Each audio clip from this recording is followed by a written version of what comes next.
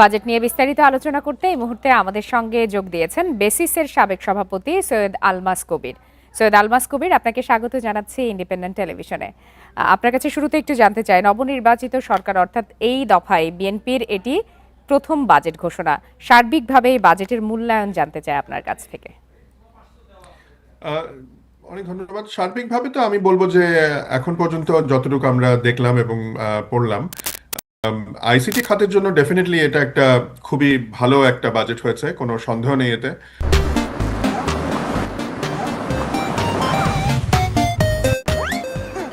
আমরা অনেক কিছুই যেগুলো চাচ্ছিলাম সেগুলো এখানে দেখতে পেয়েছি, যদিও ছোটখাটো কয়েকটা জিনিস যেটা আমরা চাচ্ছি সেটা এখনো এখানে দেখছি না। আমি আশা করব সেগুলো সরকার কনসিডার করবেন, কিন্তু ওভারঅল যদি বলি এটা ভালো হয়েছে। আমাদের আইসিটি সেক্টর বান্ধব, ব্যবসা বান্ধব। শুধু আইসিটি সেক্টর না, টেলিকমের জন্য বেশ কিছু গুড নিউজ আছে। যারা স্টার্ট আপ তাদের জন্য ভালো নিউজ আছে, ফ্রিল্যান্সারদের জন্য ভালো। সো সব মিলিয়ে আমি বলবো যে এটা একটা খুব পজিটিভ দিবে, এবং সরকার যে একটা লক্ষ্য দিয়ে নিয়েছেন যে এখন যেটা মাত্র 1 থেকে 2% আছে জিডিপিতে আমাদের এই সেক্টরের কন্ট্রিবিউশন, সেটাকে 10%-এ নিয়ে যাওয়া, এটা একটা যদিও খুব অ্যাম্বিশাস একটা লক্ষ্য, কিন্তু আমার মনে হয় এই ধরনের একটা লক্ষ্য থাকা দরকার। তাহলে বোঝা যাচ্ছে যে সরকারের এই ব্যাপারে একটা ফোকাস রয়েছে, এটাকে একটা ফার্স্ট সেক্টর হিসেবে সরকার গণ্য করছেন। এবং আমরা দেখি যে প্রতি বছরই মূল্যস্ফীতি বাড়ছে। এবারের বাজেটে 7টি নিত্যপণ্যের দাম কমানো হয়েছে, এবং আপনি আপনাদের সেক্টর বা বিভিন্ন সেক্টরের সুবিধার কথা বললেন। সেক্ষেত্রে সরকার তো বলছে যে মূল্যস্ফীতি 7.5%-এর নিচে বা 7.5% পর্যন্ত নামিয়ে আনতে চায় তারা। আপনার কি মনে হয় যে কতটা সেটি সম্ভব হবে? এটা তো আসলে ইকোনমিস্টদের কাজ।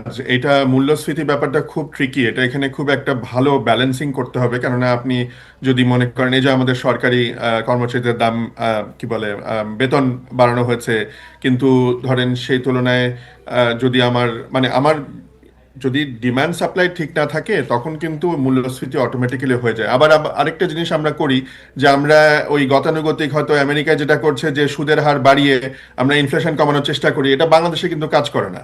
আমরা দেখেছি যে এখন এত বেশি, মনে করেন 15%, 16% ব্যাংকের সুদ দিয়ে আপনি যে ব্যবসা করবেন, সেই ব্যবসা তো করা সেখানে মুশকিল হয়ে যাচ্ছে, কিন্তু তার ফলে কিন্তু ইনফ্লেশন কমছে না। সো এইগুলো আমার মনে হয় এগুলো একটু ব্যালেন্সিং অ্যাক্ট করতে হবে সরকারকে এই মূল্যস্ফীতির ব্যাপারটায়। কিন্তু একটা জিনিস, ভালো জিনিস আমি যেটা দেখেছি যে সরকার এখানে ডিজিটাল ইকোনমির দিকে কিন্তু বেশ ফোকাস করেছেন, এবং ডিজিটাল ইকোনমিকে উৎসাহিত করার জন্য বেশ কিছু পদক্ষেপ নিয়েছেন, যেমন পস মেশিনের দাম কমানো থেকে শুরু করে ডিজিটাল ইকোনমির বিভিন্ন ধরনের যে পদক্ষেপ, যেগুলো ইনসেন্টিভ যেগুলো, সেগুলো আমার মনে হয় খুব ভালো পদক্ষেপ। আমরা যদি আমাদের ইকোনমিকে ডিজিটালে নিয়ে যেতে পারি, মানে সবকিছুতে অনলাইন ট্রানজাকশন, এগুলোতে উৎসাহিত করতে পারি, তাহলে কিন্তু আমাদের দেশে যে ফাইন্যান্সিয়াল সেক্টরের যে ইরেগুলারিটিগুলো, সেগুলো কিন্তু অনেকটাই আমরা চেক করতে পারবো, মানে কমিয়ে নিয়ে আসতে পারবো। আপনার কাছে আরেকটি বিষয় জানতে চাই। আপনি বলছিলেন যে আপনাদের সেক্টরের জন্য বেশ কিছু সুবিধা পাওয়া যেতে পারে বা যাবে।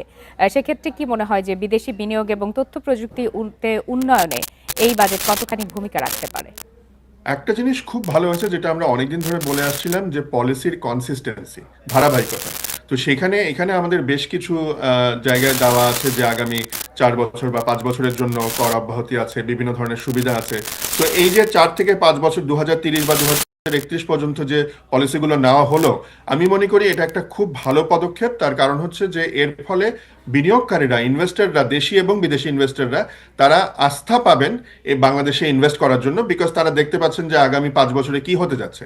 কিন্তু একই সাথে আমি অনুরোধ করব সরকারকে যে এই যে ঘোষণাটা হলো 4 থেকে 5 বছরের জন্য যে পলিসিটা নেওয়া হলো, সেটা যাতে থাকে। মাঝপথে যদি আবার চেঞ্জ করে ফেলা হয়, তাহলে কিন্তু এটা আর কোনো কাজে আসবে না। সো আমার মনে হয় এই দিকটা খুবই ভালো দিক, কিন্তু ওই যে বললাম যে এইখানে ওই এটার বজায় রাখতে হবে। জি, তবে জি, জি। একই সাথে আমি একটুখানি দুঃখের কথাও বলে রাখি। এখানে একটা বড় কাঁচামাল হচ্ছে, আপনি জানেন যে ইন্টারনেট। আমরা বহুদিন ধরে বলে আসছি যে ইন্টারনেট শিল্পকে আইটি এনেবল সার্ভিসেস আওতায় নিয়ে আসা হোক, এখানে ভ্যাটের আওতামুক্ত রাখা হোক। কারণ ইন্টারনেটকে যদি আপনি আরো সস্তা করতে পারেন, তাহলে ডিজিটাল ইকোনমি আরো বেশি বাড়বে, এবং এটার উপর ভর করে কিন্তু অনেক ব্যবসা হবে, এবং জি, সৈয়দ সেখানে আলমাস কিন্তু কবির, অনেক আপনার বক্তব্য আমার রাজস্ব কাছে আদায় হবে। স্পষ্ট। ধন্যবাদ আপনাকে।